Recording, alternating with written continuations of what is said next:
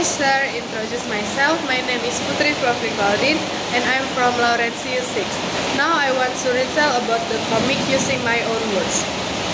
A boy and his mother hear a broadcast from their television at home. In that broadcast, the local power company that urges Indonesian people to carry out an energy conserving movement to avoid the power outage. However, the boy is trying to keep his house temperature cool before the blackout. Then, he wants to leave the refrigerator open and keep the air conditioner on, so that his house can cool immediately.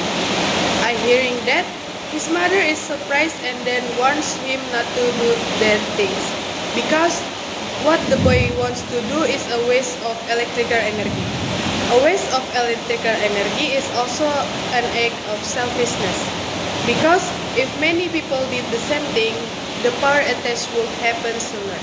After listening to what his mom says, the power agree and does not proceed to waste the electrical energy.